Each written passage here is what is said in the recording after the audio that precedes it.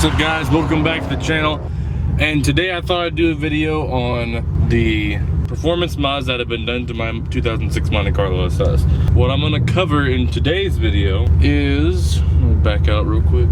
What I'm going to be talking about is pretty much going over everything transmission wise on the Monte Carlo that I have done to it. The first thing is, to take the transmission out, it's not like a normal car where you can just drop a transmission out of it. It's in an engine cradle. The whole engine cradle, which includes the engine and trans, has to be dropped out of the car. So when you're doing a transmission rebuild, if you have a Monte Carlo SS or an Impala SS, or I think it's the GXP, and all those other LS4 front-wheel drive application, the GM cars that they did for a while there, I would highly advise you guys to do a complete rebuild of your engine as well. I know it sounds crazy, but with the displacement on demand that GM put in these cars, the whole cylinder deactivation, yeah, it's good for fuel economy, but it is really not good for your lifters and everything.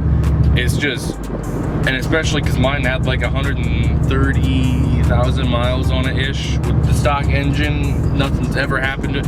It's had a few transmissions in it, but I would highly advise you guys to drop your trans and engine, rebuild the engine and trans at the same time. I know it's a lot more money, but you don't want to have to drop the engine and trans, put the trans, marry the trans back to the engine, put it back up in the car, have fun with it, and then blow your engine, and now you have a built trans and then a blown engine. Mine was getting to the point where it was gonna be really bad. Like, it had terrible, because these cars do not have oil pressure gauges, which is stupid. As you can see, I did put one in right here, but as you can see on the normal gauge cluster right here, there is no oil pressure gauge. But like I said guys, with the whole engine, with the displacement on demand being worn down, it really takes a toll on the engine, especially in the higher mileages. Not just these engines either. Like a lot of the Silverados that had them, and for the trucks that the GM had, they all do the same thing. For the Avalanche, that does not have displacement on demand. It's an old 5.3. It's an older 5.3 from 2003. Thank God for that. The engine's very healthy. It's got better oil pressure than this thing. Yeah, super healthy engine on the Avalanche, but not healthy trans, so that's coming out soon. So you guys are gonna see videos on that as well. Oh damn, we got a big ass combine just for sale chilling out here. Damn. I'm probably gonna have like a second part to today's video, so let's get right into that part right there.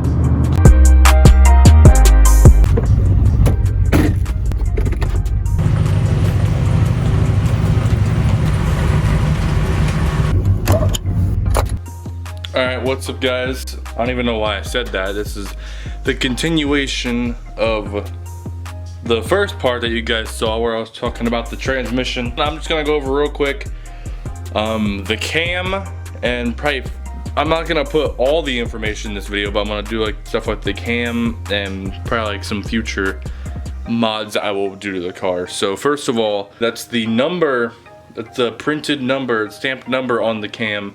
It's a Summit Racing cam, obviously a roller cam. So what I plan on doing in the future to this, obviously I'm going to be doing a cold air intake, which you just take this little strut right here off. Super easy to do it. As you guys can see, the engine bay looks very clean except for the core support right here. I don't know why it's all scuffed up. It was like that when I got it.